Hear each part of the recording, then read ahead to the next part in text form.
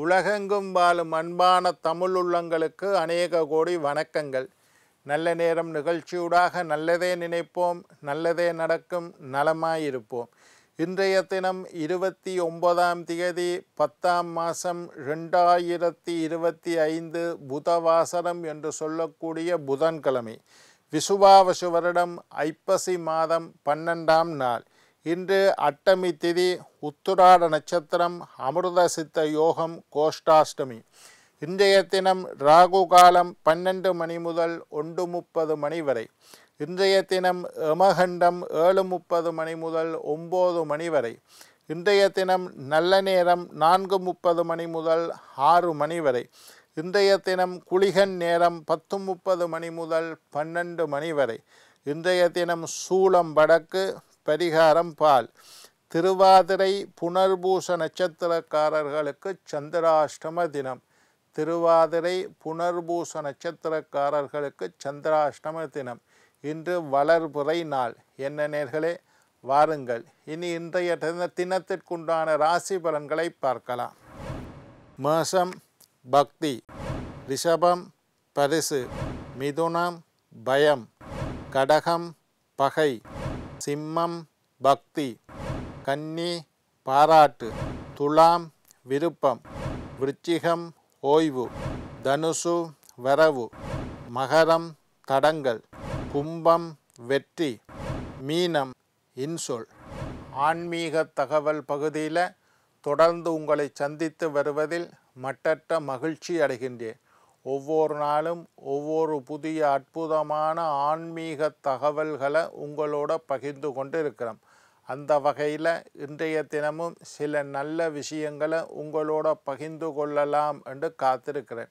எங்களுடைய நிகழ்ச்சிக்கு நீங்கள் தரக்கூடிய ஆதரவு என்னை மகிழ்ச்சி அடைய செய்கின்றது.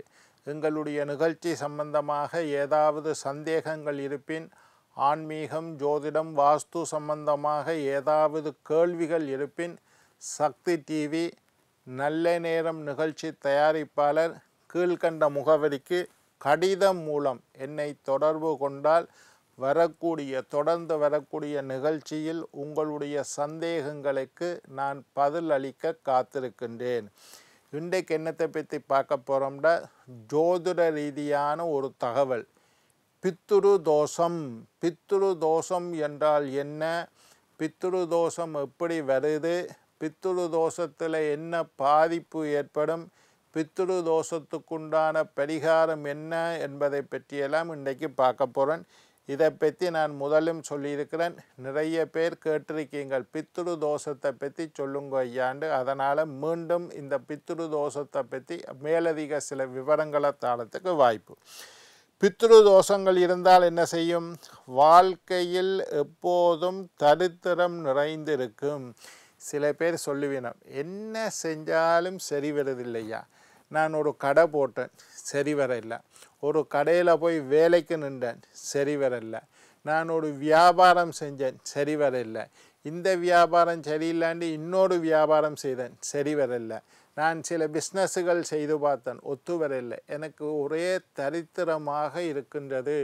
என்ன செஞ்சாலும் அதில் கஷ்டப்படுறேன், நட்டப்படுறேன், பல லட்சங்களை இழந்து கொண்டே இருக்கிறேனே தவிர எனக்கு எதுவும். வெளிநாட்டுக்கு போகலாம்னு அதற்கு முயற்சி செஞ்சேன், போனேன், திரும்பி வந்துட்டேன்.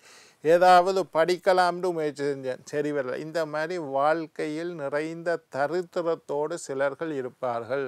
என்ன செஞ்சும் சரி வருதில்லை, எல்லா முயற்சியும் தோற்று போகின்றது. இவர்களுக்கெல்லாம் பித்ரு தோஷம் உண்டு. ஜாதகத்தில் நல்லா ஜோசியர்கிட்ட போய் கேட்டுக்கொள்ளுங்கோ. உங்களுடைய ஜாதகத்தில் பித்ரு தோஷம் இருந்தால் இந்த மாதிரி தரித்திரமான சூழ்நிலை, கடன் பட்டுக்கொண்டே இருக்கிறேன் ஐயா, கடனில் இருந்து தலை நிமிர முடியதில்லை, நோய் ஒரு பக்கம் வாட்டி கொண்டு இருக்குது, பொருளாதாரத்தில் பிரச்சனை, குடும்பத்திலையும் சிக்கலாக இருக்குது, உறவினர்கள் மத்தியில் பகை இதெல்லாம் பித்ரு தோஷத்துக்கு காரணம். பரிகாரம் செய்தும் பலன் இல்லை. உங்களுக்கு ஆழமாக பித்ரு தோஷம் ஜோதிடத்தில் இருந்தால் நீங்கள் என்ன பரிகாரம் செஞ்சும் பலன் இல்லாமல் போகும். ஐயா, நான் வீட்டில் 5 ஐயர்மாரை கூப்பிட்டு, ஐயாமாரை கூப்பிட்டு கணபதி யோமம் செஞ்சேன், பெருசாக செஞ்சேன் ஐயா, எந்த பலனும் இல்லை. நான் சத்துரு சம்கார யாகம் செய்தேன். அதை பற்றி நான் உங்களோட பேச இருக்கேன். சத்துரு சம்கார யாகத்தை பற்றி எந்த பலனும் இல்லை. நான் சுதர்சன ஹோமம் செய்தேன், எந்த பலனும் இல்லை. நவக்கிரக பூஜைகள் எல்லாம் செஞ்சேன். கோயிலில் போய் அம்பாளுக்கு அபிஷேகம் செய்தேன், சிவபெருமானுக்கு அபிஷேகம் செய்தேன், விஷ்ணுவுக்கு அலங்காரம் செய்தேன். எத்தனையோ ஜோசியர் மாதிரி சொல்லுற பரிகாரங்களை எல்லாம் நான் செஞ்சிட்டேன் ஐயா, எந்த பிரயோசனமும் இல்லை. பித்ரு தோஷம் இருந்தால் எதுவும் சரி வராது. ஆலயங்கள் சென்றும் பலன் இல்லை. நான் காசிக்கு போயிட்டு வந்துட்டேன் ஐயா, திருச்செந்தூருக்கு போயிட்டு வந்தேன், திருப்பதிக்கு போயிட்டு வந்தேன், இந்தியாவில் உள்ள நவக்கிரக ஸ்தலங்கள் 9 கிரக ஸ்தலத்துக்கும் போயிட்டு வந்தேன், மதுரை மீனாட்சி அம்மனுக்கு போனேன், ரங்கநாதர்கிட்ட போனேன், பிரயோசனம் இல்லை. ஆலயங்கள் சென்றும் பலமில்லை. தான தர்மங்கள் செய்தேன், அன்னதானம் செஞ்சால் எல்லா தோஷமும் நீங்கிட்டும்னு சொல்லிச்சினோம். அன்னதானத்தையே நான் செஞ்சிட்டேன் ஐயா. பெரிய தானம் அன்னதானம். அன்னதானம் செஞ்சேன், வஸ்திரங்கள் வாங்கி கொடுத்தேன், ஏழைகளுக்கு செருப்பு வாங்கி கொடுத்தேன், போர்வை வாங்கி கொடுத்தேன், விசிறி வாங்கி கொடுத்தேன். நீங்கள் சொன்னதெல்லாம் செஞ்சேன் ஐயா, பிரயோசனம் இல்லாமல் இருக்குது. பித்ரு தோஷம் இருந்தால் தான தர்மங்கள் செய்தும் பலன் இல்லை. இதுக்கு எல்லாம் பித்ருக்கள் இறந்த நம் முன்னோர்களினால் ஏற்பட்ட சாபம். பித்ரு தோஷம்ன்றது சின்ன விஷயம் இல்லை. சில பேருடைய ஜாதகத்தை பார்ப்பேன், நிறைய யோகங்கள், புதாதித்த யோகம் இருக்குது, குருமங்கல யோகம் இருக்குது, சசிமங்கல யோகம் இருக்குது, கஜகேசரி யோகம் இருக்குது, இந்த மாதிரி குருசந்திர யோகம் இருக்குது. யோகங்கள் எல்லாம் நிறைய இருக்கும். ஆனால் அவரை பார்த்தா சாப்பிட வழி இல்லாத கஜகேசரி யோகம்ண்டா ராஜா மாதிரி வாழ வேணும். ஆனால் அவரை போய் பார்த்தா சாப்பிட வழி இல்லாமல் இருப்பார். என்ன காரணம்? பித்ரு தோஷம். உங்களோட ஜாதகத்தில் பித்ரு தோஷம்னு மட்டும் ஒரு தோஷம் இருந்துட்டால் எத்துணை யோகங்கள் இருந்தாலும் அந்த யோகங்கள் எல்லாம் வேலை செய்யாது. சரி, இந்த பித்ரு தோஷம்னா என்ன ஐயா? இறந்து போன முன்னோர்களால் ஏற்பட்ட சாபம். முன்னோர்களால் ஏற்பட்ட சாபம் ஒன்றும் இல்லை. பித்ரு தோஷம்னா உங்களுடைய மூதாதையர்கள் உங்களை நினைத்து மன வருத்தப்பட்டு கொண்டிருக்கின்றார்கள் என்று அர்த்தம். நீங்கள் பிறக்க முன்னுக்கு யாராவது ஒருத்தர் இறந்தால் சில பேருடைய ஜாதகத்தில் நான் கேட்பேன், அரைகுற வயசில் ஒரு மனுஷன் 70 வயசு 80 வயசு நோய் செத்து போனால் பிரச்சனை இல்லை. அரைகுற வயசு 40 வயசுலேயே அவருக்கு ஹார்ட் அட்டாக் இறந்துட்டார் ஐயா. 50 வயசில் அவருக்கு புற்றுநோய் இறந்துட்டார் ஐயா. 45 வயசில் ரோட்டில் போய்க்கல பஸ்ஸில் அடிபட்டு செத்துட்டார் ஐயா. நடு ரோட்டில் இறந்துட்டார் ஐயா. நாங்கள் ஒருத்தர் எப்போ செத்தாருன்றே தெரியாது. சுனாமி வந்துட்டுது ஐயா, அடிபட்டு போயிட்டார் ஐயா. எங்கள் நாட்டில் யுத்தம் நடந்தது, அதில் இறந்து போயிட்டார் ஐயா. சில பேர் காணாமல் போயிட்டார் ஐயா. இருக்கிறாரா இல்லையாண்டே தெரியலை. அவருக்கு நாங்கள் எந்த திவசம் திதியும் செய்யலை. 10-20 வருஷமாச்சு காணாமல் போயிட்டார். இந்த மாதிரி எல்லாம் நடந்தால் உங்களுக்கு பித்ரு தோஷம் உண்டு. நான் செத்து போனவருக்கு திவசம் செய்கிறதே இல்லையா, என்னமோ தெரியா, நான் திவசம் செய்கிறதில்லை. இறந்து போனவர்களுக்கு படையல் செய்கிறதில்லை. இறந்து போன திதியை சரியாக பார்த்து கோயிலில் போய் மோட்ச அர்ச்சனை செய்கிறதில்லை. இறந்து போனதுக்கு பிறகு அந்த நேரத்தில் அவருக்கு செய்ய வேண்டிய கடமைகளை நான் செய்யவில்லை. ஆடி அமாவாசை விரதமே இருந்ததில்லை. தை அமாவாசைண்டா என்னண்டே எனக்கு தெரியாது. மாலையபட்சம்ண்டா என்னண்டே எனக்கு தெரியாது. மாலையபட்சம் எதுவும் செய்யலை. இவைகளுக்கெல்லாம் பித்ரு தோஷம் வரும். பித்ரு தோஷம் வாரத்துக்குண்டான காரணங்கள், ஆடி அமாவாசைக்கு நீங்கள் இறந்து போன முன்னோர்களை நினைத்து வழிபாடு செய்யலாண்டா பித்ரு தோஷம் வரும். தை அமாவாசை செய்யாட்டி பித்ரு தோஷம். மாலையபட்சம் 15 நாள், அதில் ஒரு நாள் கூட நான் எங்கள் அம்மா அப்பாவை நினைச்சு செய்யலையா, அம்மா அப்பாவோட சாபம். மார்கழி மாதம், அதாவது புரட்டாதி மாதம் மாலையபட்சத்தில் பித்ருக்கள் எல்லாம் எங்களை தேடி எங்கள் வீட்டு வாசலில் நிற்பார்கள். நாங்கள் அவர்கள் தண்ணி இறைக்கல, பிண்டம் போடல, தானம் கொடுக்கல, படைக்கல, சாம்பிராணி போடல, மோட்ச விளக்கேத்தல, அரிசி மரக்கறி தானம் கொடுக்கல, கோயிலுக்கு போய் அவையோட பேரில் அர்ச்சனை செய்யலண்டா அவர்கள் மன வருத்தப்படுவார்கள்.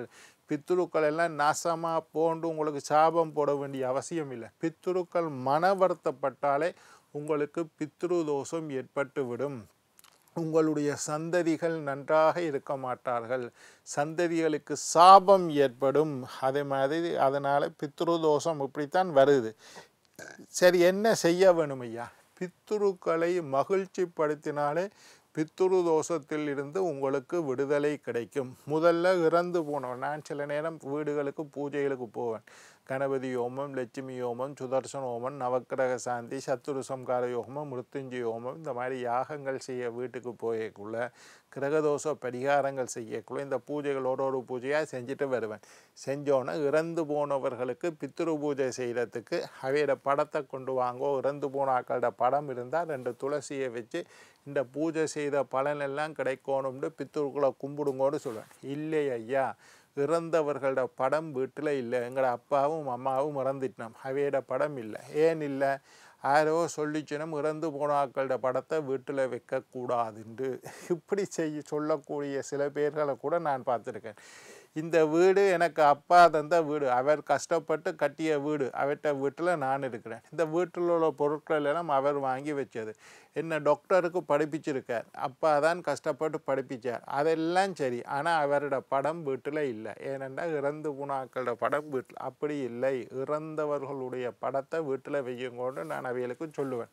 நிறைய வீடுகளில் இந்த மாதிரி நான் கழிவு இறந்து போனவர்களுடைய படம் இல்லைன்னு பித்ருக்களுடைய படத்தை வைத்து படையல் செய்து பித்ருக்களுக்கு உண்டான காரியங்களை எல்லாம் சரியாக செய்து வந்தால் பித்ரு தோஷம் வராது. என்ன நேயர்களே, நாளை மற்றொரு நிகழ்ச்சியில் உங்களை சந்திக்கும் வரை உங்களிடம் விடைபெறுவது உங்கள் ஜோதிட சித்தர் டாக்டர் ராஜராஜ குருக்கள்.